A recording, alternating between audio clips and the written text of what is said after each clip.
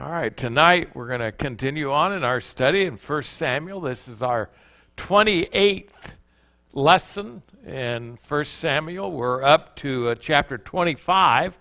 Chapter 25 has 43 verses, but we will not get through all 43 verses tonight.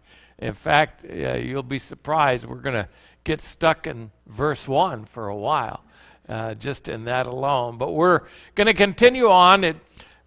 We're now kind of, you think about it, when we talked about this outline of the whole book, we said it was outlined primarily looking at Samuel, and then looking at Saul, and then looking at David. And yet for now 25 chapters, you've seen all three of them. Samuel started out his story, and then Saul came into the picture when Israel rejected Samuel as king. And now David being anointed as king, he's been exiled from the king and from the kingdom. And so we've seen him and we've looked at where we kind of followed him along. And this time it's going to be what's called the wilderness of Paran. That you'll pick up on is really kind of a famous location. Most of us don't know it by name very well, but it is. But just to remind you of all the places, because we've kind of taken David and made sure when we looked at him through this exile that we followed him through each one of these areas, and we left him in the wilderness of En-Gedi, and found him in the cave of Providence, if you remember that. Very strange cave where he was hiding, and then Saul came in and slept. In other words, we looked at it. When you looked at that story, if you didn't know the whole and you were just reading it for the first time, it would have looked like David was trapped. It would have looked like David has been delivered into the hands of Saul. Then all of a sudden it looked like Saul was delivered in the hands of David. But we learned about the character of David because he did not take the life of Saul. He followed the leadership of the Holy Spirit. But in all of that, David, I should say, confronted Saul, and Saul was confronted by his, what I call his single-eyed wickedness. He wanted to kill David, and that was it. And David really confronted him. That's not what I want. I'm not wanting to kill you. And so being confronted with that, Saul repented. He left off the hunt and he went home. David and his men, if you remember, continued to hide in the caves and in the rocks in the wilderness there in En-Gedi. Then our story seems to get interrupted. We get some news, some very sad news in the very first verse where it says, "And Samuel died, and all the Israelites were gathered together and lamented him and buried him in the house at Ramah. And David arose and went down to the wilderness of Paran." Now, it might seem at first that these two sentences are connected. They are somewhat in chronology, but not for cause or motive. Because of Samuel's death, it doesn't mean necessarily that David moved because of that. But it's really interesting. Samuel dies. David continues in exile. But we have this really momentous occasion that has just taken place. Though our sights are on David in our study, I think it's only fair for us to take a small detour and not rush through verse 1, which speaks about the death of a man that we knew that was given to his mother because of prayer. Remember, Hannah had prayed for a baby and prayed for Samuel and was given him. This man's prophetic office spanned a long time and influenced the entire nation of Israel and 2 kings at least. So even though Israel failed to listen to him a lot of times, they did listen to him. He was able to influence them. In fact, if you remember, they always had that problem of getting worldly and then chastened by the Lord with the enemy, and then the judge would come in and they would be delivered, they'd be corrected, they'd live right for a while. That cycle continued on, but didn't do very good consistently. But they did obey Samuel. You can see it, and well, I should tell you this before we go any further. I'm going to notice in this verse, we'll come back to it in just a minute, the geography, the history, and the chronology. Three things out of that I just want to pull out. But when we look at that too, just to give you the idea from 1 Samuel 7 and verse 4, after Samuel came on the scene, that's why I say this guy had a lot of influence. Then the children of Israel did put away Balaam and Ashtaroth and served the Lord only. Samuel came into office calling for repentance, and he told them of the promise of the Lord if they would obey him. They followed him, and they had a great service, and they celebrated that day through confession, through fasting, and through a symbolic pouring out of water upon the ground. A lot of people will speculate about what all that was. I think it's just simply to symbolize their dependence on the Lord and to symbolize that their sins would be remembered no more. Not a lot other than symbolic. Again, looking back at that first verse, Samuel died and all the Israelites were gathered together. Just simply picking out the two geographical regions here we're talking about.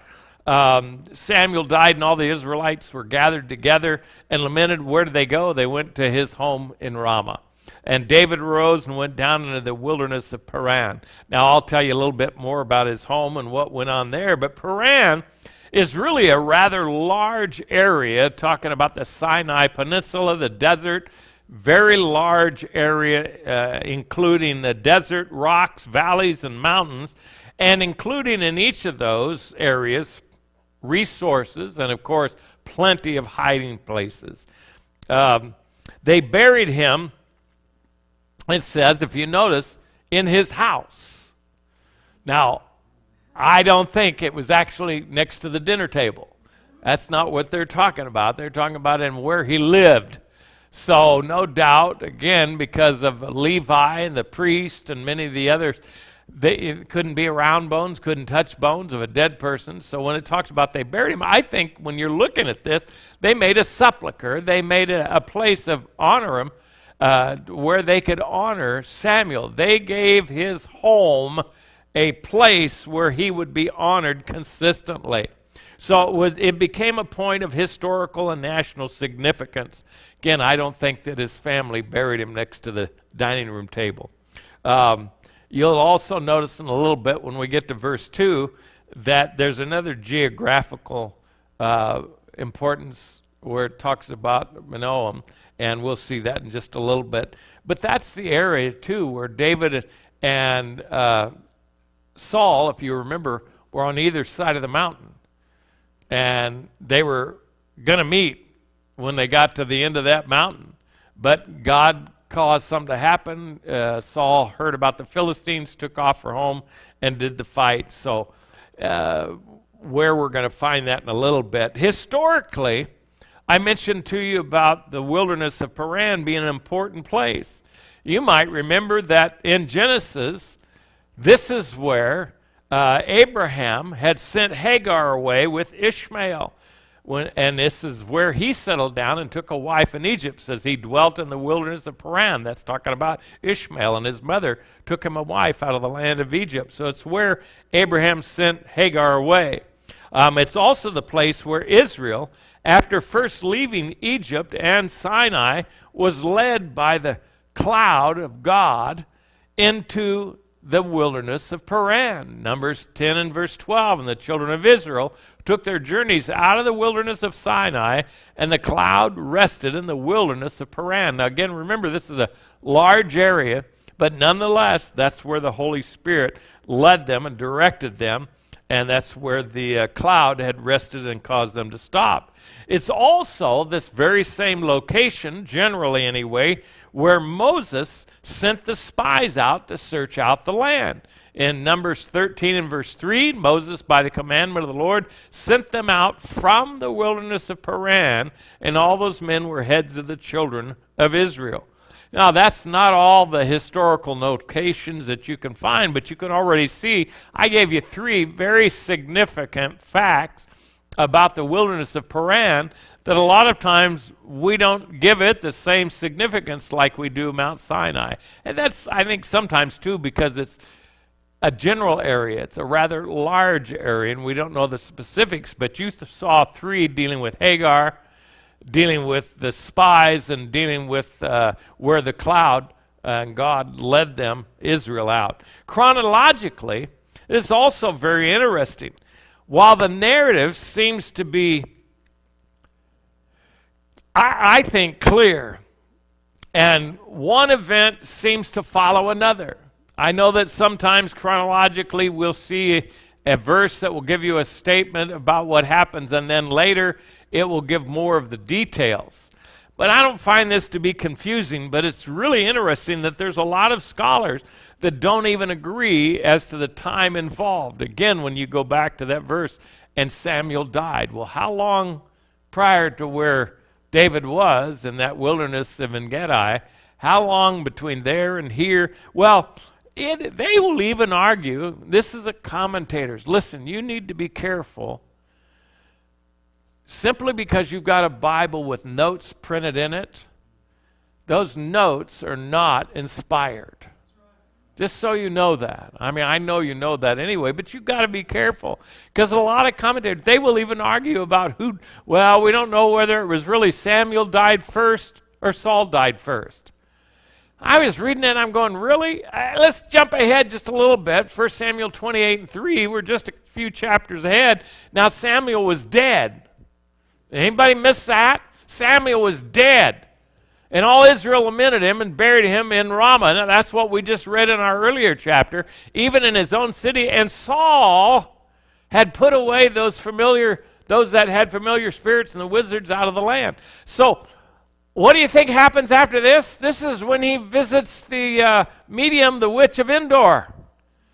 So for somebody to be confused about who died first, I'm a little confused. Can't you just read your Bible? But then I realized that a lot of times people have a Bible they don't really believe in. They have a Bible that they say, well, we're not really sure if this was inspired or if this was added. I believe that God not only inspired his word, but he protected his word, and he kept it pure. He didn't allow men to mess it up. So I think the Bible makes it very clear. All Israel lamented. Now, does that mean that every single person came to Ramah? I don't think so, but it talks about a whole host of them. But I do think that every leader of every tribe was there. So all of Israel was represented there. And they lamented or they sorrowed, and with good reason. Think about it for just a minute. That's why I said we're spending a little time here on Samuel. Samuel was the last judge. He was that one judge that went from the transition of a theocracy to a monarchy.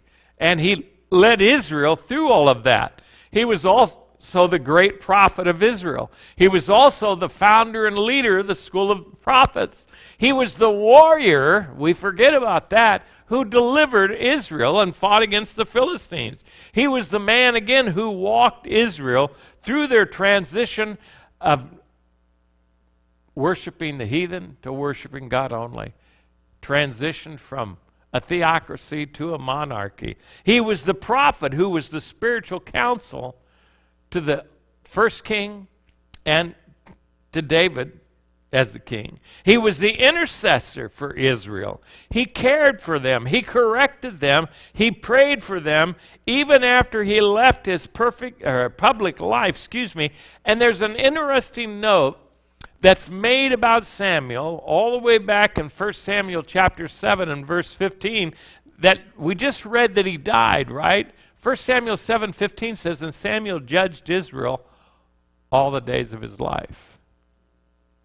He retired to his home, but he didn't retire from ministry. He didn't retire from the Lord's work. He was still very much involved. All the days. Again, he may have not fought with the enemy physically.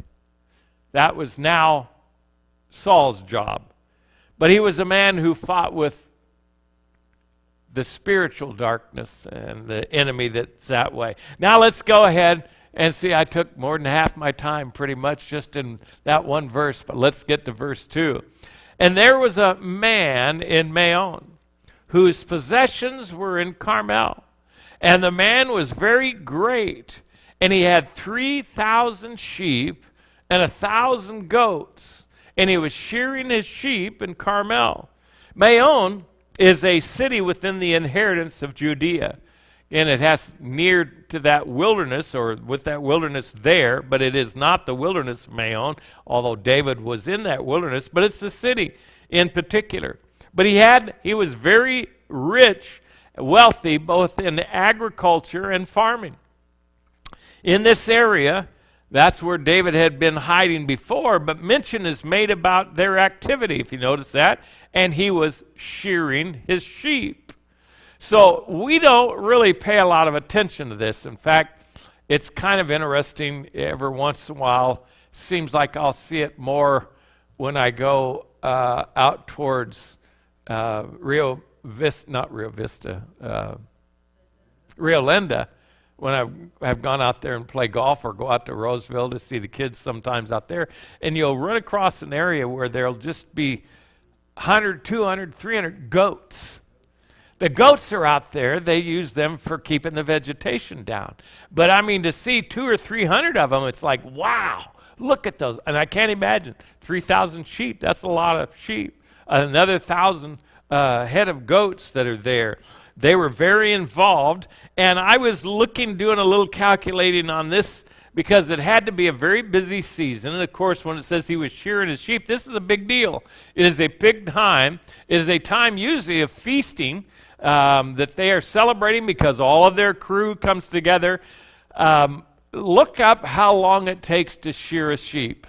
Now, I looked it up just because I thought it would be interesting with today, and you have the mechanical shears. If you have a trained individual doing that, it takes them 30 minutes to shear a sheep. That's 3,000 sheep. I believe I calculated it out. That comes out to about 750 man hours. That's a lot of man hours. That they did not have the electrical shears. So they're not going quick. They're by hand. Every bit of it's there. So you're talking about a lot of time. Imagine the production and the work it would take without using all of our modern conveniences to be able to do that. So you're talking about multiple days that are involved. You're feeding everyone that's taking place. So it's a rather large working ranch or farm. And in this portion of the study, we find also the man's name and his wife's name. And we get something of their character. Verse 3. Now, we're not going to get any further than with Abigail starting her trek down to David, just so you know. Don't want you to get all hyped up and ready for the conflict, because it's not all going to be there. But now the name of the man was Nabal. Nabal means fool. Some people will question whether that really is his name or his nickname. And it could likely be it was a nickname, or the name that was given after because of his character. The name of his wife was Abigail. That was a gift of joy, is what that is. In fact, it literally means the joy of her father. And she was a woman, it says, of good understanding and of a beautiful countenance. Here's the contrast. The man was churlish and evil in his doings, and he was of the house of Caleb. Now, he's got a great heritage, but he doesn't have a great character. There's quite a contrast given between these descriptive words for the both of them. And it helps us to understand, again, Abigail's a beautiful woman who had a good business sense, a good understanding. And again, her name was given, that picture that she was my father's joy, or she is her father's joy. She's described basically as wise, discreet, knowledgeable, a woman who has a good sense of understanding. A sense of understanding that certainly escaped her husband. Nabal, they called him churlish. I don't know if I've ever heard that word in all of my life other than reading it in the Bible. But churlish means that he was an ill-natured man. He was just not in countenance so much in his looks. He was an ugly man to be around. He was an ill-tempered, ill-mannered man who it also says was evil in his doings, or in other words, he was dishonest in his business practices. Now, that doesn't sound very good. But it appears David and Nabal, when it gives us the idea of coming from Caleb in that area, that they must have been, well, they're all distant relatives if you're a Jew anyway. But they seem more closely related, somewhat relatives, and it makes sense that David, after hearing about this shearing of the sheep, would do what he did. Now remember, we've got this big, expensive production going on of shearing of the sheep. There's a lot of people, a lot of food being cooked. And so here's what happened. David heard in the wilderness that Nabal did shear his sheep. Have you noticed there's no internet, there's no email, there's no telephone, but how many times have you and I been reading this, how Saul heard about David being in such and such a location? We're talking about miles and miles. How are they hearing these things? Word gets around. We don't need the internet. We don't need email. We don't need texting or even phones. Word will get out. It did then and it will today. David heard about this shearing of the sheep, and so what did he do? He sent out 10 young men. Why 10? I think that was because he was anticipating a good amount of product to be able to return with. He sent out the 10 young men, and David said to the young men, "Get you up to Carmel and go to Nabal and greet him," here's the specifics, "in my name." Again, David anticipating enough food for him and his men, sending 10 of them, and he was well known. Again, this Nabal knew who David was. David knew who Saul was. Nabal knew who Saul was. David, can't even say it, Nabal, I'll get it right here. He even knew who these men who were following David were. You remember how they were described? They were described earlier as discontented, debtors, distressed men. And it's going to come to play here in just a minute. So David's name was well known, and he instructs his young men. And so he says, "Thus shall ye say to him that liveth in prosperity." David knows that he's wealthy. David knows that he's been blessed of the Lord. And what does he do? He says, "Tell them, peace be both to thee, and peace be to thine house, and peace be unto all that thou hast." After his greeting, they had to inform Nabal of how David and his men protected Nabal's shepherds while they were in Carmel. And he says, "Now I have heard that thou hast shearers." So he knows, and he's telling them, "We know what's going on. And now thy shepherds which were with us, we hurt them not, neither was there aught missing unto them all the while they were in Carmel." So they provided protection for his shepherds.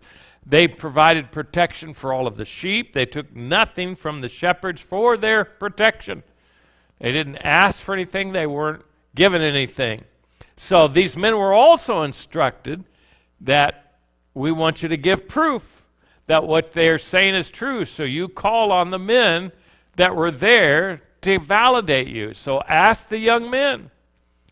What are they doing? He's talking about the young men that were the shepherds. Ask those young men that were the shepherds, and they will show thee. Wherefore, let the young men find favor in thine eyes, for we come in a good day, a prosperous day, a great day for you. Give, I pray thee, whatsoever cometh to thine hand and to thy servants. In other words, we're not going to demand anything. We're just asking whatever you're willing to give, please give them. He anticipated kindness for what he had done for Nabal. He'd protected him. They didn't lose a single sheep. I mean, that had to be a big deal. You're not losing anything, not to creatures and not to men who will try to take away too. So they didn't lose anything. They didn't have to pay for anything at all. So ask them. and whatsoever cometh to thine hand unto thy servants and to thy son David. So it's really not a request that is outside of the norm. He was not asking for anything extra. He's just asking for whatever could be freely given, since they were also freely in giving protection to the workers and asked for nothing in return. So David really, if you think about it, he's simply expanding the list of workers to Nabal and giving him an additional list saying, look, you had some other people that were working for you out here, and whatever you can provide, give it to our men so that we'll have something to eat, to supplement what they had. So once they finished, now we need to, and when David's young men came, they spake to Nabal according to all those words in the name of David and ceased. So they told him everything. I'm sure they were exhausted by the time they got there. Once they were very careful and expressing exactly what David told them, they stopped. Once they finished, we have Nabal's terrible answer. He proves the descriptive words that were already given at the very first, that he was a churlish man and dishonest in his business practices. What happens? Nabal answered David's servants and said, who is David? Now, he's not asking because he's ignorant. He is not asking, I don't know David. Who's David? That's not what he's doing. It's a sign of disrespect. He knows very well who David is. He knows very well who these men are. And so he said, who is David and who is the son of Jesse? To me, he's very disrespectful. Well, you're going to find out who he is. There be many servants nowadays that break away every man from his master. Why does he add that little bit?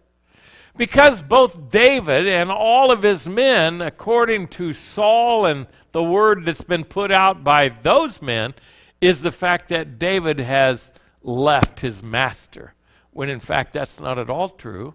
Saul chased him away, David away.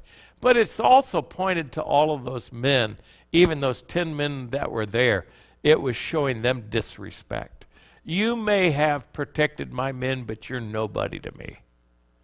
You're just a bunch of rebels.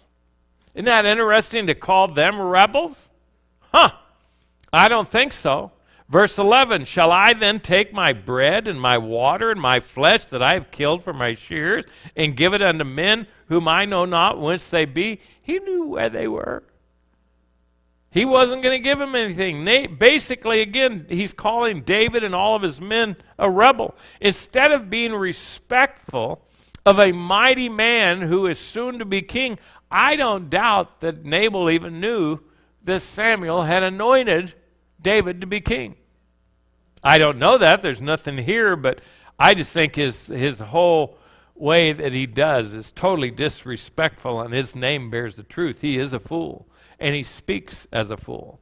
Nabal is, again, refusing to feed such rebels. So David, all of his young men, turned their way and went again and came and told him all those sayings. They didn't argue. They didn't fuss. At least we don't hear them saying a word. We don't even hear them talking about it on the way home. We don't hear anything other than the fact that they shared this with David. And now notice how emotional David's reaction is. Now remember, he wouldn't kill Saul when he was in the cave. He's not going to raise his hand against the Lord's anointed. But here, what does he do? And David said unto his men, gird ye on every man his sword. Get your armor on. Get your sword on. And they girded on every man his sword. And David also girded on his sword. And there went up after David about 400 men, and 200 abode by the stuff. I still tell you, I love the stuff. It's a biblical word. They stayed by the stuff. There's always somebody that needs to be behind and guard the stuff. And that's what they were doing. And they were treated equally, all 600 of them. But if you'll notice, David was not in the back of his men. He's in the front. I think once David got his steam up, no one was going to stop him. He was going with his sword, ready to take out Nabal as soon as he saw him. But one of the young men, not David's young men, but one of the young men that no doubt were probably one of those shepherds that was out in the field, or at least somebody that was connected with Abigail, somebody that was there had the sense. And they went and told Abigail, Nabal's wife, saying, "Behold, David sent messengers out of the wilderness to salute our master." And he railed on him. Now that's saying it politely. But really, what is it saying? When you talk about that railing on him, that word means that he flew down on them. I think this is descriptive of a man who, if you will, he flew off the handle. And he railed on them. He told them things that, ma'am, you wouldn't want to hear. That's kind of what they're saying to him. He explains how that, again, they were treated by David's men and how David respectfully appealed to Nabal. But here, we'll look at this. But the men were very good unto us, and we were not hurt, neither missed we anything. Did you hear them get even an opportunity to say that to Nabal? We never heard it. Nabal didn't wait. He didn't care. He wasn't going to hear anything. He's not interested in hearing any of the facts. Neither missed we anything as long as we were conversant with them when we were in the field. As long as we were there and talking to them, we were within reach. They took care of us. There was no problem. They were a wall unto us by by night and day, all the while we were with them keeping the sheep.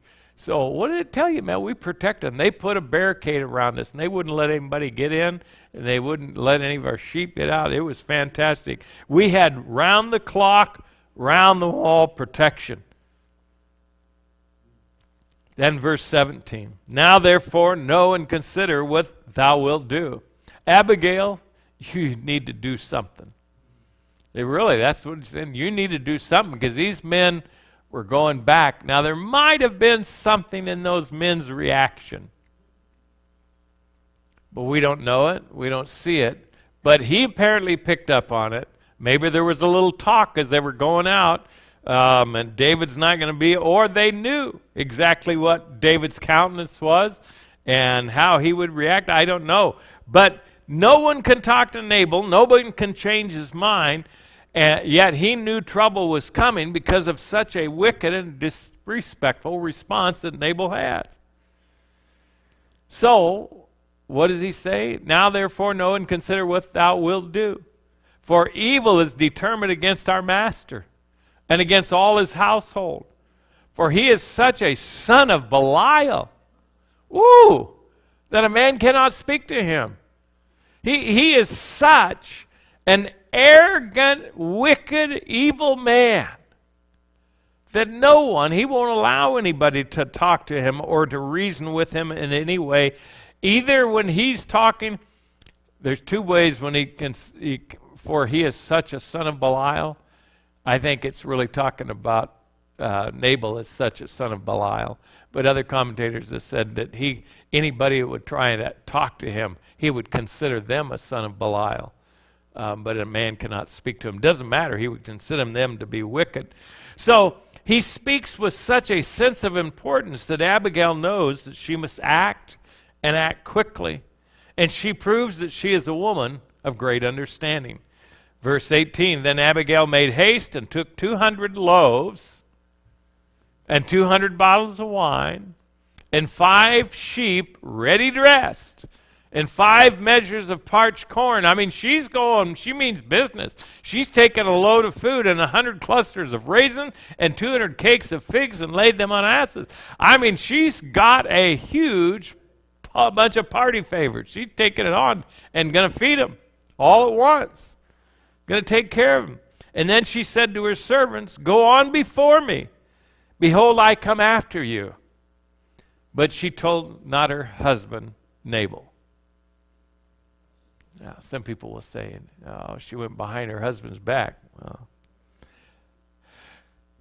I don't think what she did was wrong. She was a woman of great understanding. She knew what she was doing and what she needed to do, and the fact was that if she would have told her husband, he would have stopped her. She knew that she couldn't, but she was saving his life. We'll stop there for now and come back to the remainder of our story and try to get through that chapter next week. She left her husband in the dark. But guess what? Nabal was already living in the dark. So we'll get back to it and look at this story next week, and I pray that's been a blessing to you. It's always an encouragement to read about women of faith who stand for things that are right and know how to act. And I mean, this is a woman that some people will say, oh, it was terrible what she did. No, I don't think so at all. I think she did exactly